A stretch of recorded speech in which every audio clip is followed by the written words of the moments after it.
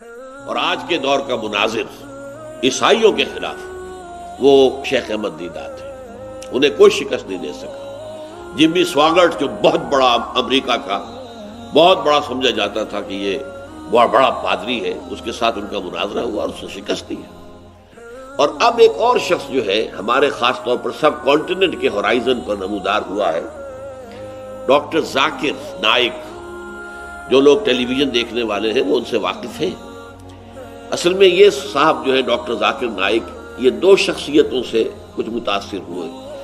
زیادہ تو ان کا تاثر جو ہے وہ شیخ احمد دیدات سے ہے، اس کے بعد وہ ہمارے کام سے متاثر ہوئے۔ آج سے 10-12 سال پہلے آئے تھے یہاں لاہور، مجھ سے ملاقات کی اور 60,000 روپے کے میرے کیسٹ آڈیو ویڈیو وہ لے کر گئے، اور انہوں نے بلکہ کہا کہ جو اعلیٰ ترین کیسٹ ٹیپ ملتی ہو بازار میں اس پر مجھے تیار کروا کے دیں۔ اور وہاں پر وہ IRF کے نام سے ان کا ادارہ ہے، اسلامک ریسرچ فاؤنڈیشن، اور وہ بہت عرصے سے چینل کے اوپر میرے جو دروس ہے قرآن مجید کے وہ دکھا رہے ہیں۔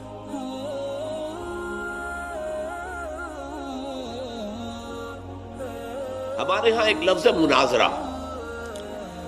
مسلمان علماء کے مناظرے ہوئے ہیں عیسائیوں کے ساتھ۔ پادری فینڈر نے آ کر مسلمانوں کو ہندوستان میں بڑا پریشان کر دیا تھا۔ ایک جرمن پادری تھا، اور جب انگریز جو ہے ہندوستان میں قابض ہوتا ہوا پہنچ گیا، پورے ہندوستان پر تقریباً اس کا قبضہ ہو گیا، تو آگے آگے یہ عیسائی فوجیں آ رہی تھیں، پیچھے پیچھے ان کے مشنریز آ رہے تھے کہ اب جو یہ مغلوب قوم ہے یہاں کی اور جو لوگ مفتوح ہیں تو ان کو ہم عیسائی بنا لیں۔ مروب تو ہیں، جب مغلوب ہو گئے تو مرعوب ہو گئے، لہذا یہ موقع ہے ابھی جو ہے لوہا گرم ہے، چوٹ لگائیں۔ تو پادری فینڈر آیا اور اس نے سب سے پہلے کلکتے میں علماء کو چیلنج کیا کہ آؤ مجھ سے مناظرہ کرو، آیا عیسائیت درست مذہب ہے یا اسلام درست مذہب ہے؟ علماء کو شکست دی، اس لیے کہ وہ تو قرآن اور عربی اور حدیث پڑھ کے آیا تھا۔ پھر وہاں سے وہ چلتا ہوا آیا بہار اور یوپی سے، اور ہر بڑے شہر میں اس نے مسلمان علماء کو شکست دی۔ اس کے بعد وہ دہلی پہنچ گیا، اور جو شاہ جہانی مسجد ہے دلی کی، جامع مسجد دہلی مرکز کے اندر شہر کے، وہاں اس کی سیڑھیاں بہت اونچی ہیں، جن لوگوں نے دیکھا ہوگا۔ یہ ہماری جو ہے بادشاہی مسجد، اس کی کرسی بلند نہیں ہے لیکن اس کی کرسی بہت اونچی ہے۔ اس پر ان سیڑھیوں پر کھڑے ہو کر اس نے کہا کہ مسلمانوں، میں وہاں سے چل کر یہاں آ گیا ہوں، اور کوئی عالم دین جو ہے مسلمان وہ میرا مقابلہ نہیں کر پایا، شکست دی ہے میں نے۔ اب میں پورے ہندوستان کے علماء کو چیلنج کرتا ہوں، کوئی ہے جو میرا مقابلہ کرے؟ اب دیکھیے، اگر اس وقت کوئی بھی میدان میں نہ آتا تو مسلمانان ہند کے عوام پر کیا اثر پڑتا؟ ہمارا مولوی تو ہار گیا، یہ جیت گیا، ان کی فوجیں جو ہے انہوں نے ہمیں شکست دے دی، اور ان کے مولویوں نے ہمارے مولویوں کو شکست دے دی۔ تو کتنے بڑے پیمانے پر ماس کنورشن ہو جاتا مسلمانوں کا عیسائیت کی طرف۔ لیکن اللہ تعالیٰ کی رحمت جو ہے اس کو ظاہر ہوئی۔ مولانا رحمت اللہ کیرانوی، کیرانہ یہ ضلع مظفر نگر جو ہے یوپی کا، اس کا ایک قصبہ ہے کیرانہ، وہ ابھر کر سامنے آ گئے۔ رحمت اللہ کیرانوی رحمت اللہ علیہ، انہوں نے مقابلہ کیا، اسے شکست دی، اس لیے کہ ان کے چند معتقد انگلینڈ میں بیٹھے ہوئے تھے، اور انہوں نے وہاں سے بائبل کے اس مطالعے کے حوالے سے انہیں بہت مواد فراہم کیا، اور اس طریقے سے وہ جب بائبل کے حوالے دے کر گفتگو کی تو پادری فینڈر بھاگ گیا۔ لیکن یہاں میں نے اصل میں بتایا آپ کو مناظرے کی اہمیت کیا ہے، کہ اگر وہاں شکست کھا گئے ہوتے اور کوئی مسلمان عالم نہ ابھرتا تو ماس کنورشن ہو سکتی تھی مسلمانوں نے ہند کی کرسچینٹی کی طرف۔ اچھا، یہ مناظرہ جسے ہم کہتے ہیں، یہ مجادلہ سے کہاں مختلف ہے؟ مجادلہ ہے دعوت کے لیے، بلانے کے لیے، اس میں نرمی ہوگی، اس میں مخالف جو ہے یا مخاطب کہنا چاہیے، اس کے جذبات کا بھی لحاظ ہوگا، وہ آفینڈ نہ ہو جائے، اس کے اندر حکمت برتی جائے گی۔ لیکن مناظرہ یہ لفظ قرآن میں کہیں نہیں آیا ہے، اسی وقت ان پر باب مفعلہ۔ مناظرے میں یہ پہلو نہیں ہوتا، بلکہ اسے شکست دینی ہے، اسے چپ کر دینا ہے، بس یہ ہے۔ مناظرے کی اصل روح یہ ہے، لہذا اس میں سختی بھی ہے، کرختگی بھی ہے، حملہ آور ہونے کا انداز، جارحیت کا انداز۔ آج کے دور میں ایسی ایک شخصیت جو ہے بہت نمایاں شیخ احمد دیدات کی ہے۔ اب تو وہ بہت بیمار ہیں، لیکن یہ ہے کہ انہوں نے واقعہ یہ ہے کہ عالم عیسائیت کے جو ہے پرچے اڑا دیے، ان کے مراکز میں جا کر جو ہے انہوں نے مناظرے کیے ہیں، اور بڑے بڑے ان کے جو پادری سمجھے جاتے ہیں ان کو شکست دی۔ اس کی وجہ کیا ہے؟ پوری بائبل ہسٹری جو ہے ان کی انگلیوں پر ہے، ٹپس آف دی فنگرز کے اوپر ہے، کہ بائبل کیسے کیسے بدلی ہے، کیسے ترمیمیں کی گئی ہیں، کیسے اس کو بدلا گیا ہے مختلف اوقات کے اندر۔ فلاں بائبل دیکھو، اس کا یہ صفحہ دیکھو، اس کے بعد یہ ہو گیا، اس کے بعد تو یہ تو ورڈ آف گاڈ ہے ہی نہیں، ثابت کرتے ہیں۔ ان کے کتابچے بھی چھپے ہوئے ہیں، اس Bible the word of God? جواب دیا انہوں کہ نہیں، قرآن میں بتاؤ ایسی کوئی ترمیم ہوئی ہو، ایسی کوئی تبدیلی ہوئی ہو۔ تو یہ ان کا مناظرے کا انداز تھا، اور اس میں پھر جارحیت کا انداز ہے۔ ظاہر بات ہے کہ مناظرے میں آپ کو بتا چکا ہوں، مجادلے کی روح مختلف ہے۔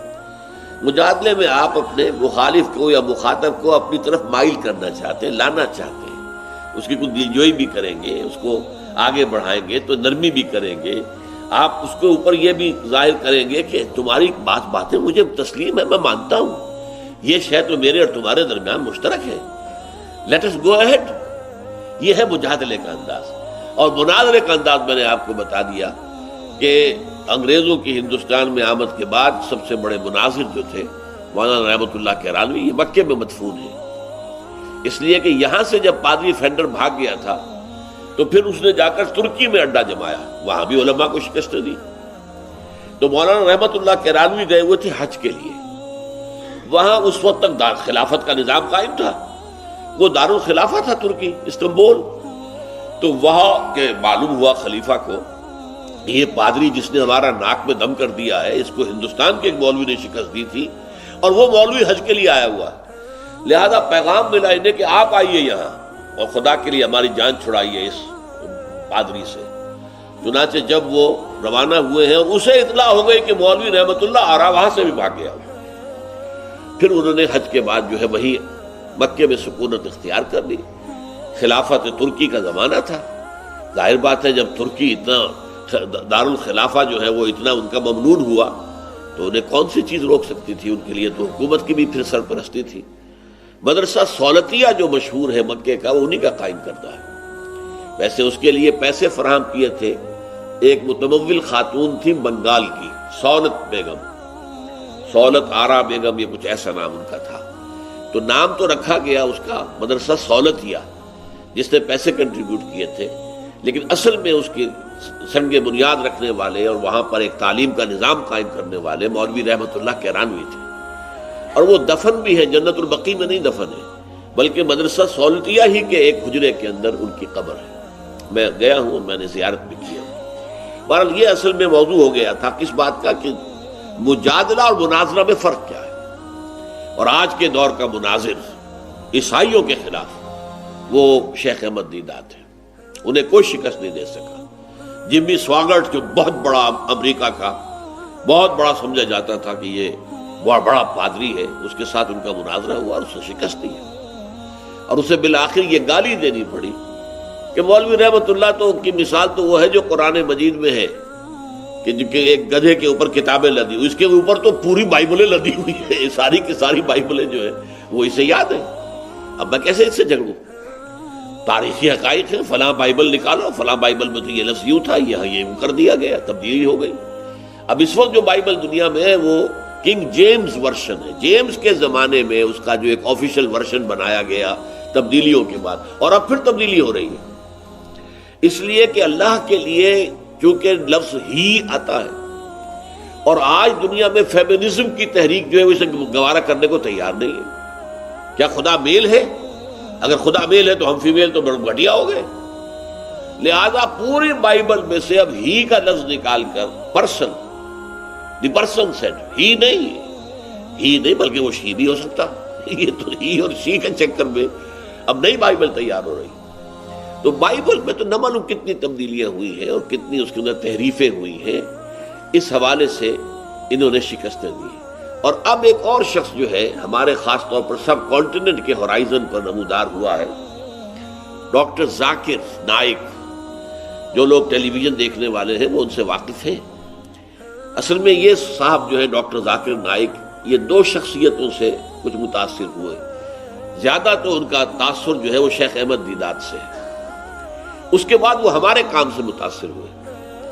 آج سے 10-12 سال پہلے آئے تھے یہاں لاہور، اس سے ملاقات کی اور 60,000 روپے کے میرے کیسٹ آڈیو ویڈیو وہ لے کر گئے، اور انہوں نے بلکہ کہا کہ جو اعلیٰ ترین کیسٹ ٹیپ ملتی ہو بازار میں اس پر مجھے تیار کروا کے دیں۔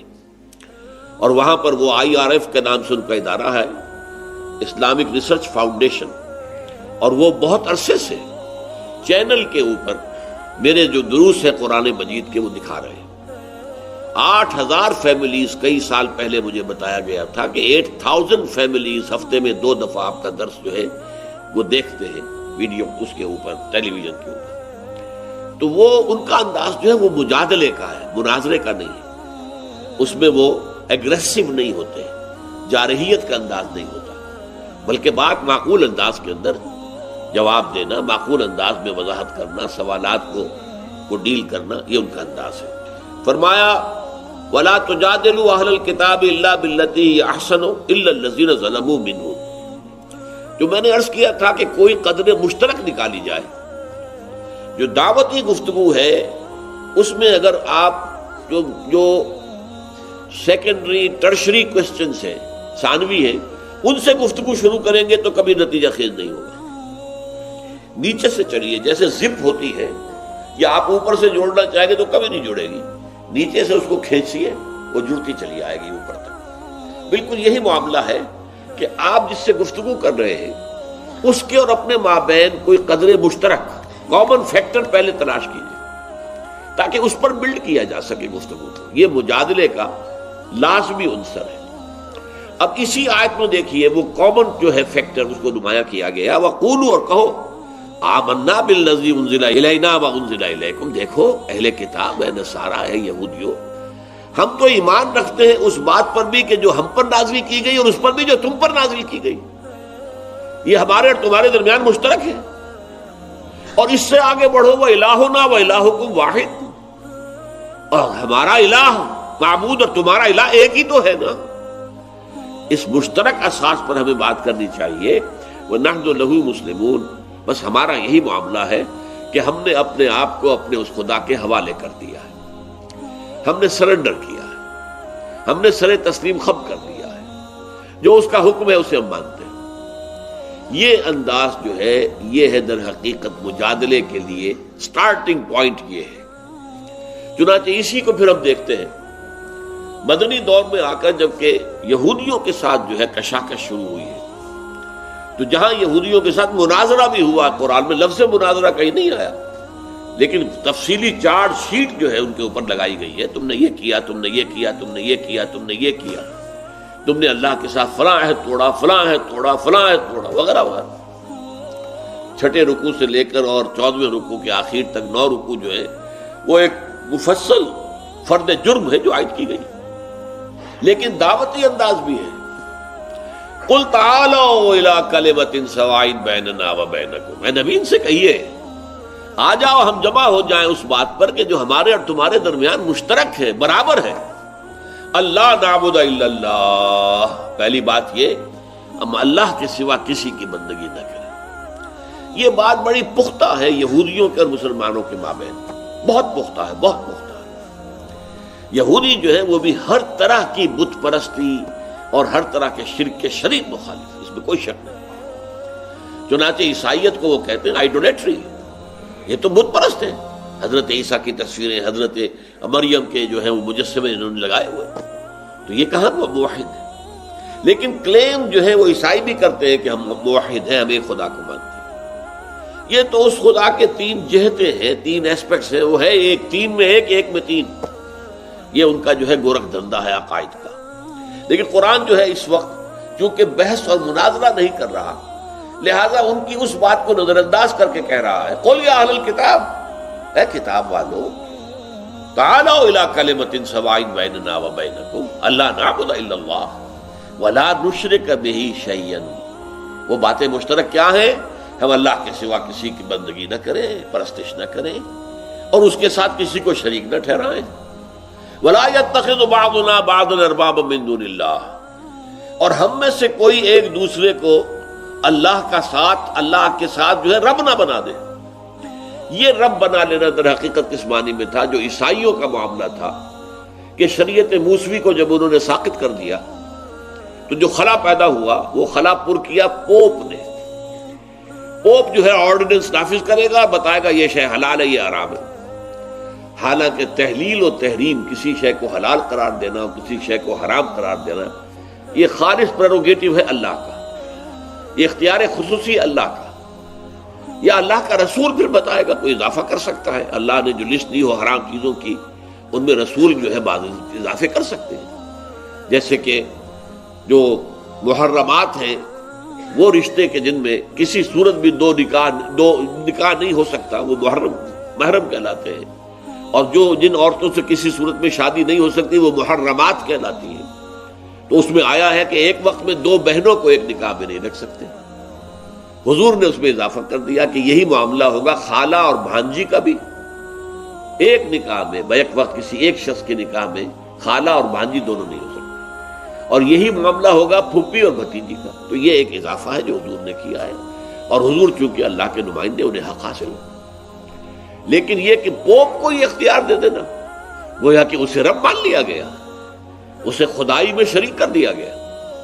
تو تین باتوں کا وہاں پہ ذکر کیا گیا، قل تعالوا الی کلمۃ سواء بیننا وبینکم الا نعبد الا اللہ ولا نشرک بہ شیئا ولا یتخذ بعضنا بعضا اربابا من دون اللہ۔ آؤ جمع ہو جائے۔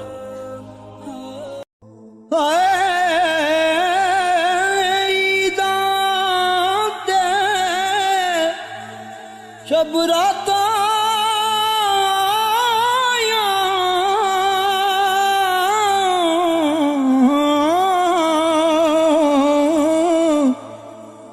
سب لوگ گران آئے،